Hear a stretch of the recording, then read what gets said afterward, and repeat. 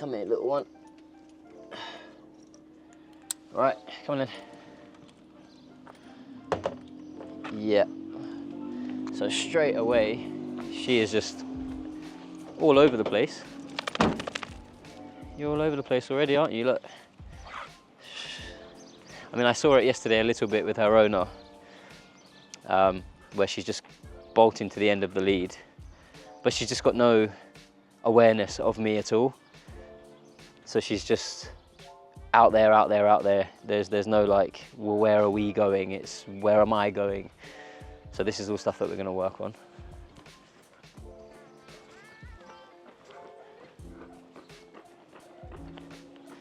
Yeah, lots of pulling here. Yeah, just launching straight to the end. Let's see if she's going to take some food. Oh, what is it? Nope. So this is quite common as well, like a dog like this. What I'm seeing here is there's no desire to take the food, because what she's looking for is she's looking for the environment. Her reward isn't here with me. Her reward isn't with her owner. Her reward is out there somewhere.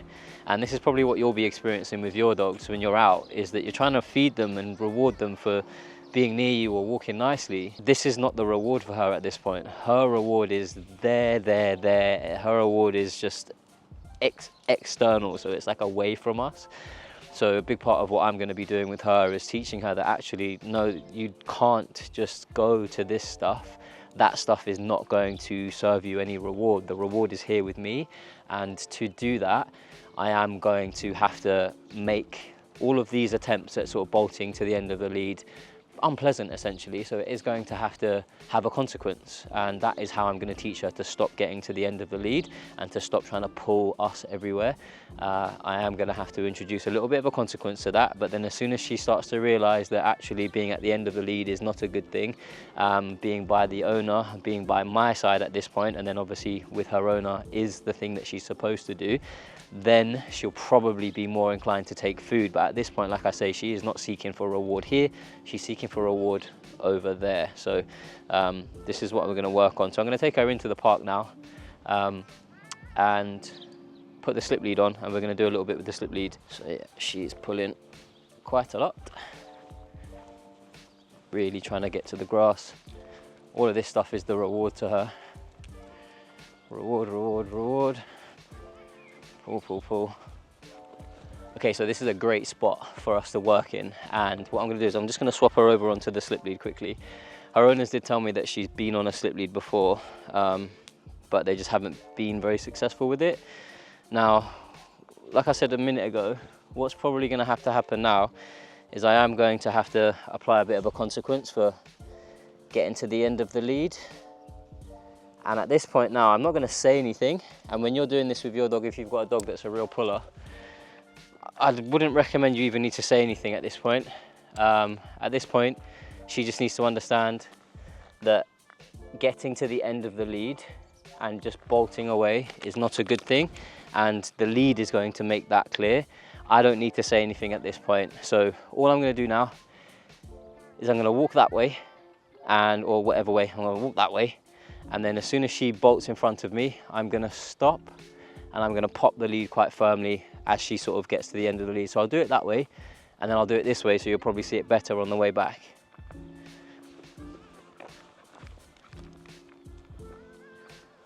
That was good response. Oh, good.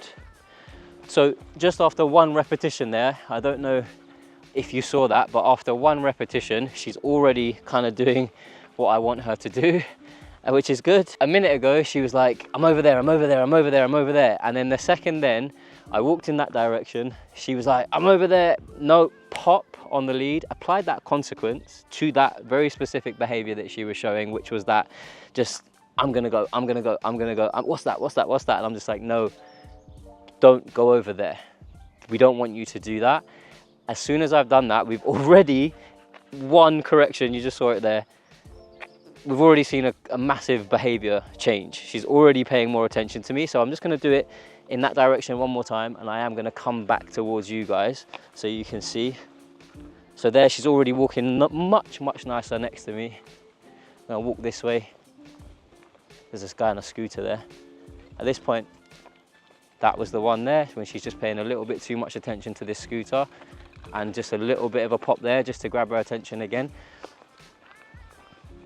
And at this point now, good girl, I'm really looking for something very good girl specific, which is the attention. So when she pays attention, so if I turn and she doesn't turn, I'm gonna give her a little pop on the lead.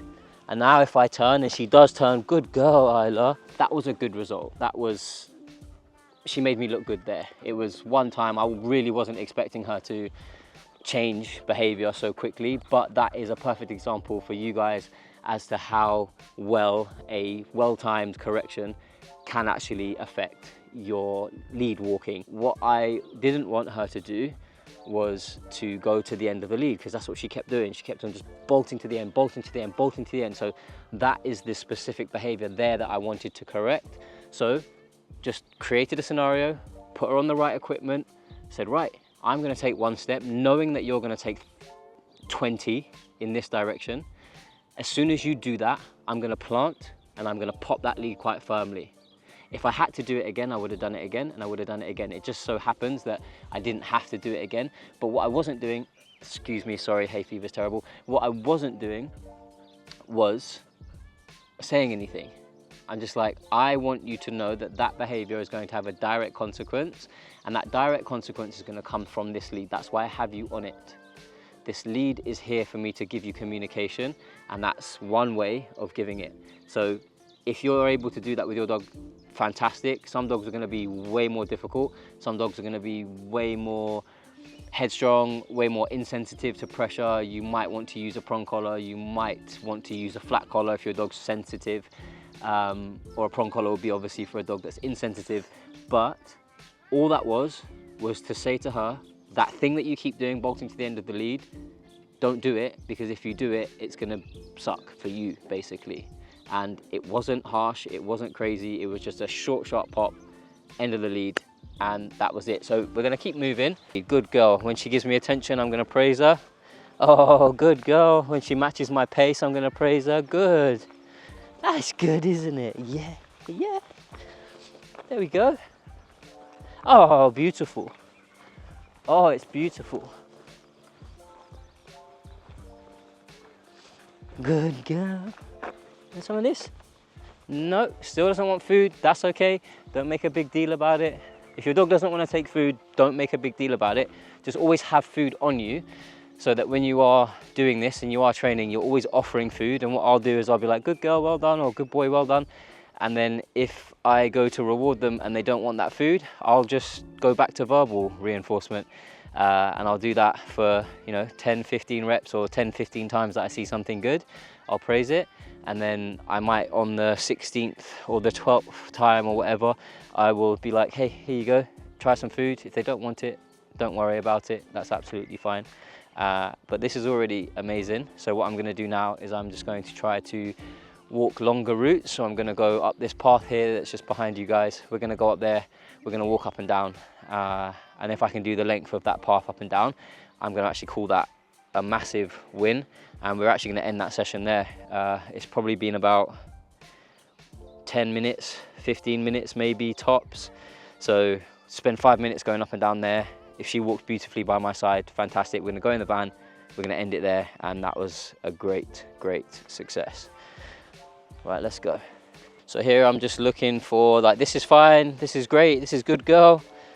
I'm just looking for that moment that she tries to pull me to the bush. Good girl, yeah, good girl. A little bit of a scratch behind the ears, perfect. Good girl. Oh, she's a good girl. Oh yeah, oh yeah. So naturally what happens is she's finding that when she walks by my side and she's with me, she's getting all that fuss, all that praise, all that attention. I'm not gonna overdo it though. I don't wanna rely on that to keep her in the position. I do wanna get to a point where she just, or you wanna get to a point where they are just sort of doing it on their own, because that's, at that point you've taught them that this is what we want. But this is the first day, this is the first 15 minutes. So at this point I am gonna be, good girl, yeah, good, because I like that she's paying attention, I like that she's moving with me, I like that she's staying around me rather than just trying to get to the end of the lead. And the reason why she's not trying to get to the end of the lead is because she had that immediate consequence for it.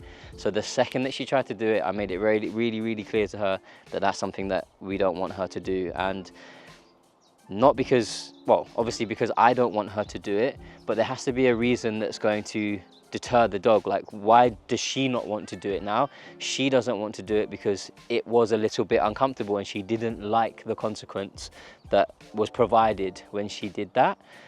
That's what's going to stop the dog from doing it. So if you think that you're giving your dog a consequence for something but the behavior isn't stopping, or they keep doing it, well then that's where you have to sort of think, maybe I'm not doing it firm enough, maybe I'm not doing it quick enough, maybe I'm not using the right training equipment.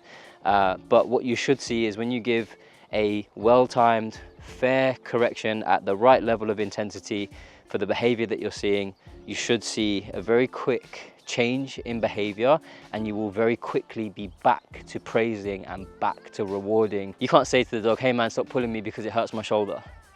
They don't care. Or hey man, stop reacting because you're making us look bad in the neighborhood.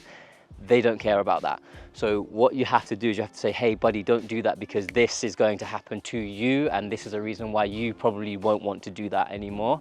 And if you do that well, you do that with a good trainer, or you have a trainer do that for you that is good at their job, it should be maybe not as seamless as that was, because like I say, she did make me look good there, but it should be pretty seamless in the sense that it's like one correction, maybe 3 corrections tops before you see a behavior change. And if you're surpassing 3 corrections, then you have to consider that your corrections either aren't very good, or you don't know what you're doing, or the person doesn't know what they're doing. So she's doing really well.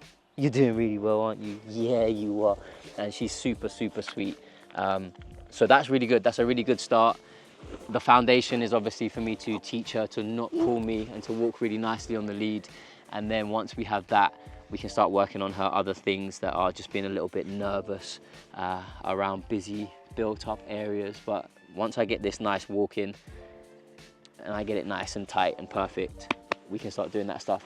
Anyway, I hope that's helped you guys out. As always, if you do have any questions, leave it in the comment section below. If I haven't covered something that you want me to cover in either this video or another video, let me know in the comment section. I'll do my best, and I will see you in the next video. Yeah. You gonna take food yet? No, not at all.